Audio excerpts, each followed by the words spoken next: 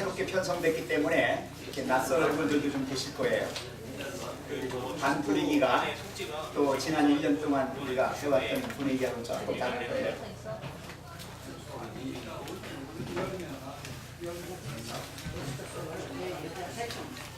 자, 대략적으로 하시고 제가 총론을 하겠습니다. 아까 목사님 기도하셨지만 제가 다시 기도로 시작하겠습니다. 기도하겠습니다. 자비로우신 하나님, 우리가 예언의 백성 마지막 남은 물이라고 하면서 정말 주의 말씀에 얼마나 유의하고 살았는지 다시 한번 자신을 돌아보게 합니다. 2019년 새해를 맞이하여 첫 기부터 저희들 요한계시록을 열겠습니다. 주님이 펼쳐주신 기별 속에서 마음껏 영적 유영을 하고 주님과 교통하며 영적으로 충만함을 입는 아름다운 시간들이 되게 해 주시옵소서. 우둔한 머리를 열어주시고 우리의 작은 가슴을 주님과 맞닿아 있는 대양으로 활짝 열게 도와주시고 언제 어디서나 주님과만 함께하는 영적인 사람들로 살아가는 성도들 만들어 주시옵소서. 말씀을 펼칠 때 주의 성령의 은혜가 충만하게 임하실 것을 믿고 감사하며 예수님의 이름으로 기도합니다. 페이지 6페이지 펴주십시오. 교재 요한계시록 6페이지입니다. 반무섬에서 전하는 복음.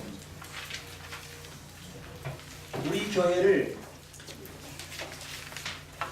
때로는 예언의 교회라고 얘기도 합니다. 기독교 여러 교단, 여러 교파 가운데 예언의 가장 밝은 교회, 예언의 말씀과 함께하는 교회. 여러분 인정하십니까? 네, 우리 다니엘서와 요한계시록을 통하여 하나님이 마지막 때에 우리에게 주신 특별한 말씀들이 있는데 우리는 그 기별들을 현대 기별이라고도 하고 오늘날 이 시대를 살아가는 우리 그리스도인들에게 꼭 필요한 말씀이죠. 그래서 지금부터 배우는 이 요한계시록은 어떻게 보면 이미 많은 부분이 이루어진 구약이나 또 예수님이 이 땅에 오셔서 기록되어진 사복음서를 포함한 일반 신약의 모든 말씀들 그보다도 이제는 앞으로 될 일 그리고 최종적으로 우리에게 되어질 어떤 것들까지도 포함하는 이런 엄청난 도전, 엄청난 어떤 비전 그런 속에서 공부를 하게 됩니다. 자, 책을 펴셨죠? 요한계시록의 저자가 누굽니까? 예, 요한입니다.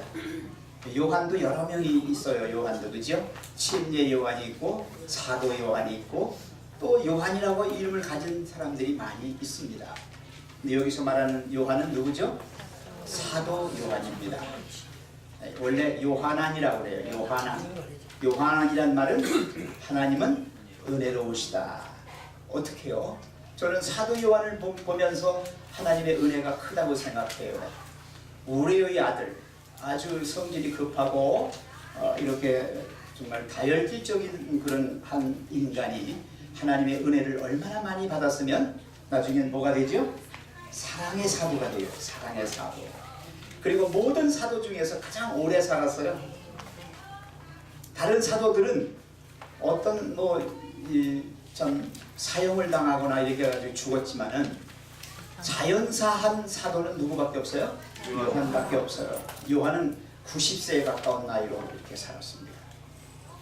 AD 6년에 태어났다고 그래요. 그리고 96년경에 에베소에서 죽었다 이렇게 되어 있는데 기록에 보면 이 사도 요한이 요한계시록의 기록한 사람이에요. 원래 저자라고 해도 돼요. 왜냐하면 원저자는 다 모든 성경책이 누구예요? 하나님이시죠. 원저자는 하나님이신데 기록한 사람들이 이름 따가지고 뭐라고 그랬어요? 마태복음, 마가복음, 누가복음, 요한복음 이렇게 이름을 따서 했거죠. 바울 서신, 그러면 바울이 쓴 그런 것들. 그래서 여기도 요한이 쓴 기록한 말씀이라 요한계시록 그랬어요. 원래는 이 원래 이름은 뭐예요? 예수 그리스도의 계시. 이게 원래 제목이에요. 책 제목이 요한계시록이 아니에요. 예수 그리스도의 계시. 이게 원 제목이에요. 그런데 뭐로 바뀌었어요?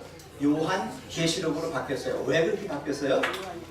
지금 제가 설명드렸어요. 마태복음을 누가 기록했다고요? 마태가 했기 때문에 마태복음 이렇게 기록한 사람의 이름을 따서 책의 이름을 지었어요. 표제. 그래가지고 요한이 쓴 계시록, 이렇게 요한계시록 이렇게 변했습니다. 그렇게 기억하십시오. 자, 요한은 AD 6년에 태어나서 죽을 때까지 하나님의 말씀을 가까이 한 사도였어요. 그래서 정말 사랑의 제자가 되었어요. 그래서 이 사도 요한도 미움을 받아가지고 도미티안 황제, 로마의 도미티안 황제 때에 유배당합니다. 어디로 유배당하느냐? 터키 밑에 보면 그리스 이 동쪽에 보면 에게해라고 하는 바다가 있어요. 에게해에 터키 나라의 밑에 있는 이 반모 섬에 유배됐습니다. 말년에 유배돼서 그곳에서 정말 한번 생각해 보세요. 하나님 말씀을 전하다가 지금 뭐 당했어요? 유배당했단 말이에요. 얼마나 그 마음이 정말 권고하겠습니까?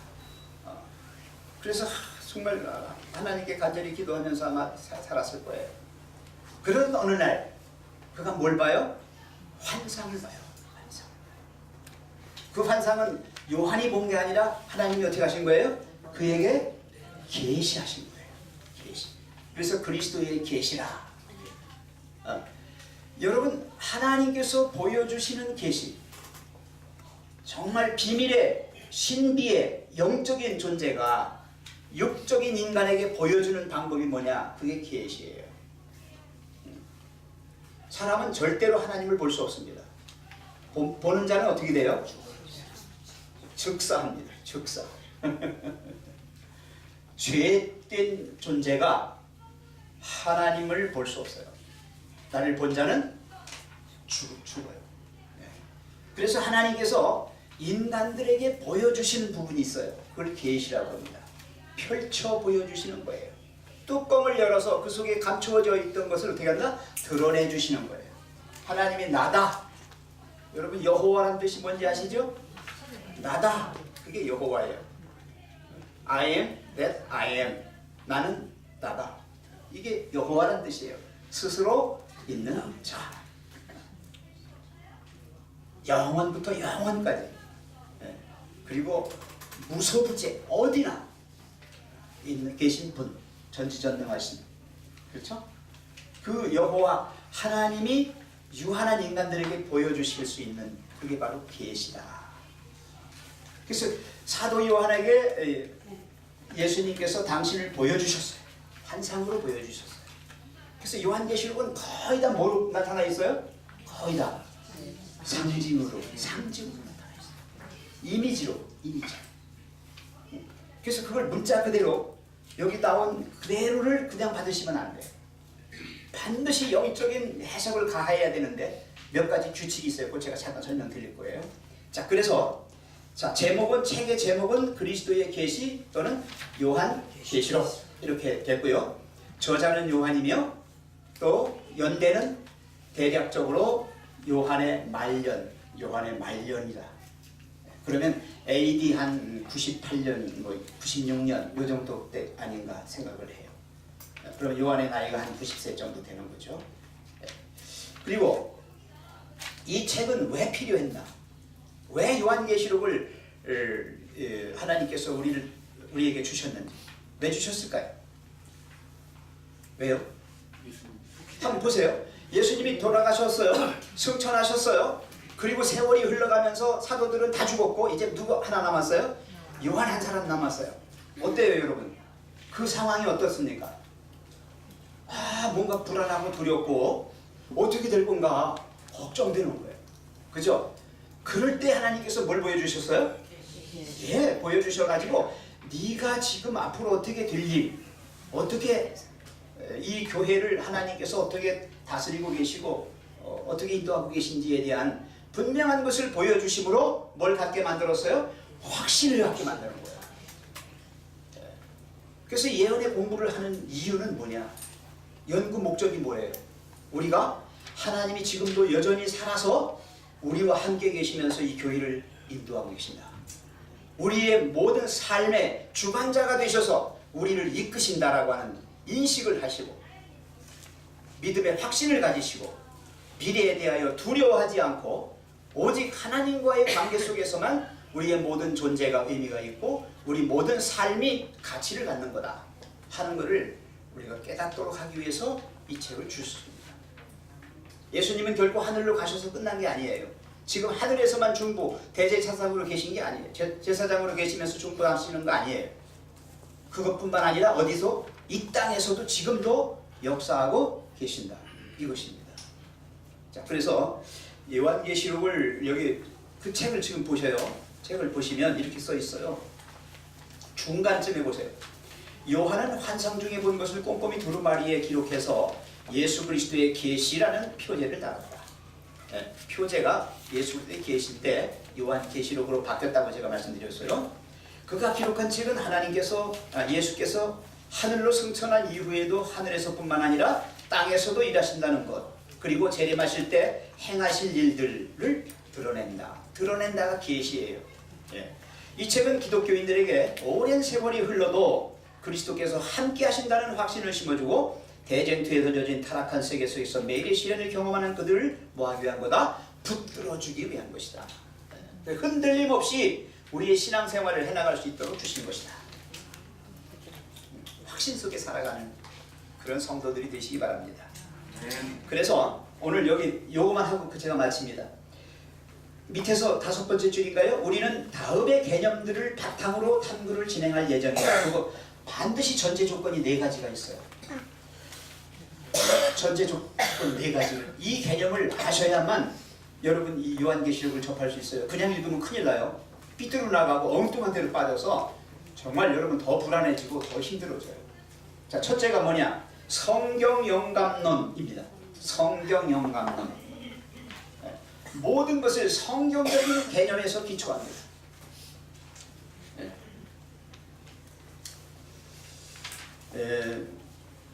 그래서 성경에서 말씀하신 것으로만 가야 돼요. 아시겠어요? 엉뚱하게 어떤 사람이 나한테 와가지고 목사님, 저한테 제가 젊은 시절이에요.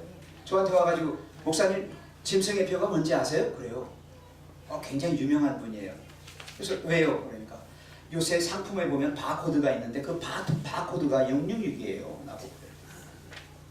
누가 그래요? 자기 환상으로 봤대요. 난 못 믿어요. 성경에 어디 바코드가 066이라고 써있으면 갖고 오세요. 없대요. 그럼 없는 거예요. 자, 항상 성경적인 이 개념을 기초로 해서 모든 게 펼쳐져야 합니다. 두 번째는 이걸 해석할 때 여러 해석이 있어요. 과거주의라는 게 있어요. 과거적 예언 해석이 있는데 그건 뭐냐면 이미 성경에 나오는 모든 것들은 다 과거에 이루어진 거다. 이게 과거주의예요. 그 다음에 미래주의가 있어요. 이것들은 장차 될 일이지 과거도 아니고 현재도 아니다. 미래에 있을 거다. 이거예요. 그 다음에 이상주의가 있어요. 이상주의는 뭐냐면 이건 현실이 아니라 이 시대가 아니라 이건 영적인 거다. 이건 신비주의다. 신비한 거예요. 그 다음에 더 큰 무서운 오류가 있는데 그게 뭐냐면 세대주의예요. 세대주의는 뭐냐? 이 인간의 그 성경의 이 모든 것들을 7개로 구분합니다. 7개로 구분하는데 순수시대, 양심시대, 인간의 정부시대, 약속시대, 율법시대, 은혜시대, 천년왕국시대 이렇게 해서 7개로 딱 구분을 해놓고 모든 걸 그 7개의 어느 한쪽에다가 집어넣는 거예요. 모든 해석을. 그 7개 중에 어떤 하나라는 거죠. 이게 세대주의예요. 무서운 거예요. 이게 지금 우리 한국 기독교의 대부분 교회들이 그걸 적용하고 있어요. 세대주의. 경계해야 합니다. 이건 뭐냐면 인간이 중심이 되는 해석이에요. 하나님 중심이 아니라 이 세상에 인간이 본 그 역사의 어떤 특별한 것들을 구분해 놓은 거기에 꽤 맞추는 거예요. 꽤 맞추는. 우리가 그 아전인수라고 그러죠. 거기에 넘어가면 안 돼요. 그럼 우리 교회는 뭐냐? 역사주의입니다. 역사주의. 역사주의는 과거에 일어났어요. 그리고 현재에도 그게 일어나고 있어요. 그리고 장차에도 그렇게 일어날 거예요. 역사주의입니다. 아시겠어요? 이미 구약 성경에서 그 어떤 사건이 발생했어요. 근데 그것이 그때로만 끝나는 게 아니라 현재 오늘날 이 세상에도 일어나고 있고, 그리고 앞으로도 그런 일들이 계속 되어짐을 이미 상징하는 거예요. 그게 역사주의인데 우리 그걸 따르고 있습니다. 7페이지 2번이라고 쓴데 보세요. 계시록의 예언들을 자세히 읽어보면 역사주의적인 예언 해석이 미래의 성취될 일들을 계시하는 예언을 올바르게 이해하는 방식임을 알게 된다. 즉, 왜냐하면 그 예언들이 선지자의 시대로부터 세상의 종말에 이르는 역사의 흐름을 따르기 때문이다. 이러한 해석 방법은 우리가 미리 짜놓은 해석, 이게 세대주의 해석이에요. 미리 짜놓은 해석을 말씀에 대입시키기보다는 본문 자체에서 의미를 끄집어내기 위해 어떻게 최선의 노력을 다해야 하는지를 실증한다. 그 다음에 세 번째는 요한계시록은 이렇게 어떤 구조적인, 조직적인 어떤 이 프레임을 가지고 있어요. 구조를 가지고 있어요. 그래서 거기에 대한 이해를 잘하면 아주 이 요한계시록을 쉽게 이해할 수 있습니다. 첫 번째는 계시록 1장부터 3장까지예요. 계시록 1장부터 3장 22절까지 거기 나와 있지 책에? 예, 거기에 보면 7교회를 통하여 이제 이 시대를 말하고 있죠. 그 다음에 두 번째는 계시록 4장부터 11장까지 해서 더 구체성을 띤 묵시적인 어떤 상징들을 통해서 또 교회사를 계속해서 반복해서 보여주고 있어요. 그 다음에 세 번째는 12장부터 14장까지 해가지고 여기가 아주 핵심이에요. 여기서는 예수님이 중심이 돼요. 예, 이 계시록의 중심이 되고 예수님 시대 이전부터 재림의 시대까지 대전투 역사, 악한 세력이 어떻게 저항하고 그것을 어떻게 예수님이 정복하는지, 박멸하는지, 그래서 마침내 승리하게 되는. 그래서 네 번째 요한계시록 15장부터는 새 하늘 새 땅, 새 예루살렘이 도래하는 거예요. 마지막 심판이 끝나고요. 자, 이래서 이렇게 해서 지금 여기 세 번째 됐고요. 네 번째 보세요. 계시록의 예언들은 그리스도 중심적으로 해석해야 의미가 있다 그랬어요. 모든 것을 예수님 중심으로 가야 돼요. 예수님 관점에서 보셔야 돼요. 그걸 떠나면 이상한 얘기해요. 지가 본 거, 지가 느낀 거, 지가 생각한 걸 해요. 그래서 내가 그런 사람들 보고 뭐라 그래요? 네가 보면. 그거는 네가 복음이야. 마음대로 써도 좋아, 네가 복음은. 그죠? 그러나 이건 정식 복음은 아니에요. 자, 요한계시록의 예언들은 그리스도 중심적으로 해석해야 의미가 있다. 계시록 전체는 그리스도의 관점에서 기술됐다. 계시록의 상징과 이미지들은 오직 그리스도를 통해서 궁극적인 의미와 중요성을 부여받는다. 마치면서 거기를 같이 읽기로 하겠습니다. 요한계시록은 그 속에 포함된 교훈을 이해하라는 권고로 시작한다. 시작. 그 다음부터요. 시작. 이 예언의 말씀을 읽는 자와 듣는 자와 그 가운데 기록한 것을 지키는 자는 뭐가 있다?